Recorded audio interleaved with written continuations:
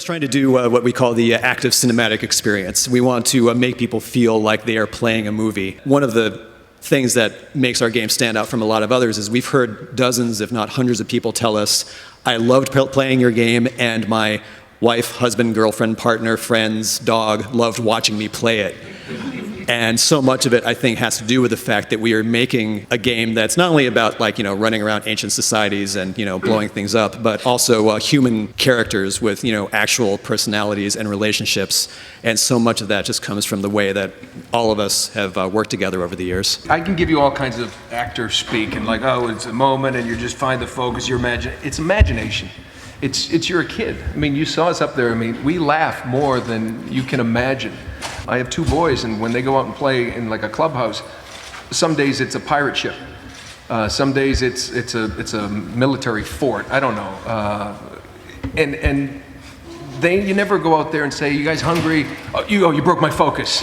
It's not. It's imagination, and it's in its purest form. It's good acting is playing. They really have created this environment for us to feel safe to be stupid like that.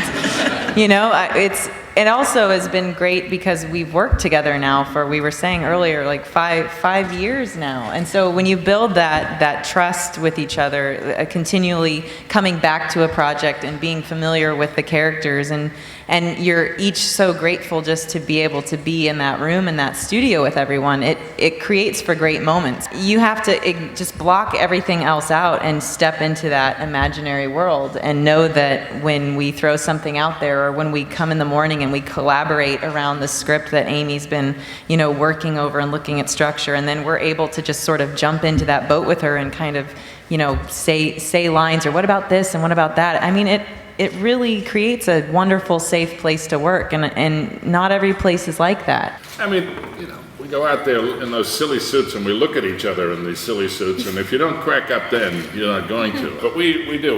We just run around and have a good time, and we're given great scripts by Amy to play with, and we have a lot of leeway within the scripts to play with it however it will work for us. And we know these characters very well. We've been doing them, like you said, for 5 years, and it's the best job I've ever had, I'll tell you. One of the reasons we don't use facial motion capture, just the body motion capture, is because it also gives us more flexibility. I can go and pick the best physical performance from any take that I want, and Taylor can pick the best audio performance from any take that he wants, and then we just combine it all together. And then once it's back, it's handed off to the animators, and then it's done like almost any other, feature animated film or film.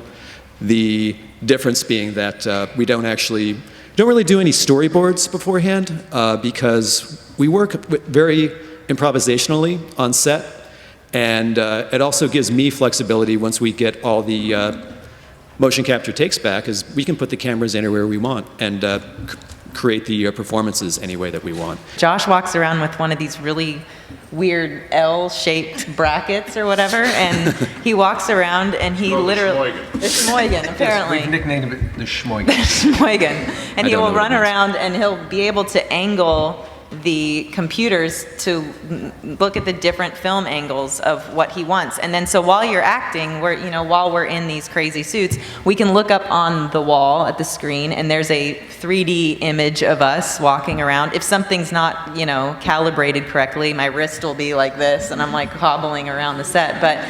But I know that, they'll go in and recalibrate everything, and it's just really neat to be able to see on the day while you're moving around your body moving up on that screen and watching how they sort of set up all these shots. It's really interesting. And so we can shoot a lot of scenes in a day, but what's nice is we have the luxury, and thank you to Sony, that we have our own stage now, and we can go there anytime we want and take as long as we want.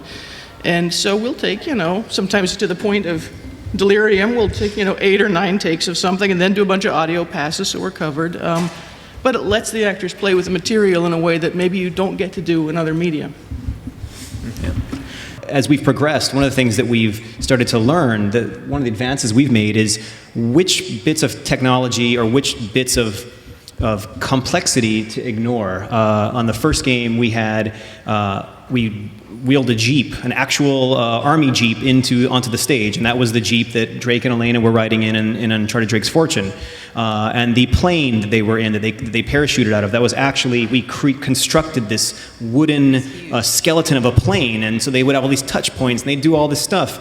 And now when we do a Jeep, it's like 2 chairs on boxes with other boxes on top of them, because we can just go so much faster, and they don't need a real Jeep to feel like you're in a Jeep. I mean, they're actors. I mean, that's what they do, you know? I mean...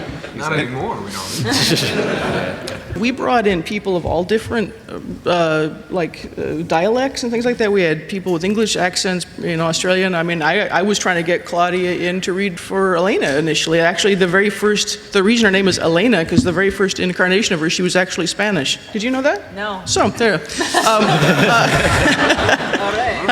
I think it was Elena Vargas. Oh. Anyway, that didn't work out. That's right. But what you have to do is be open to the fact that when you do find somebody and the chemistry's there and they walk in and they seem to be embodying the character, then you start letting your character become them, because you don't want to mash a square peg into a round hole, right? And that's one reason I like to write as I go, which is crazy, and it's a tight wire act, and it's one that I ask 100+ people to do with me, and thank you to Naughty Dog for putting up with me. But it's because I can learn who the actors are and therefore learn who the characters are as I go, and only just sort of work to an outline. But the story never ends up to be what I initially imagined it to be. Part of what I think makes our stories interactive in a way, rather than making it completely passive entertainment, is I deliberately leave a lot of things to your imagination and leave things implicit, because I think it makes it a more active experience for you, that you're kind of filling in the blanks. If you care, there's a lot of people that play the game and just don't give a damn, and they're just skip, right? Which is fine, right? I mean, it hurts our feelings, but it's fine. I don't like this. And so for them, you don't want to belabor exposition in the story, you just want to keep it snappy. But what I try to do is leave those gaps to say exactly what you're asking, is what could have happened. And I think sometimes if you define everything, you kind of have killed the thing. You've killed the fact that this is a collaboration between us, right? As this, from the storytellers to the person who's playing it. And I think that's why people love games like Eco and Shadow of the Colossus and Journey, is because there's a lot of implicit storytelling going on. Now, we can't do that because we're supposed to be pulp action adventure, but I do as much of it as I can. On the other hand, you're talking about a guy with a lot of problems. And so he's got some issues. He's got some issues for sure. And And so does Nathan Drake. Oh yeah. Yes. I am drawing from life here. But I think it's a very relatable human thing, is sort of like how we succeed and fail at our human relationships. And I think this is a guy that's got some issues in his past, and I think that he's better at being a hero than he is at being a guy in regular life.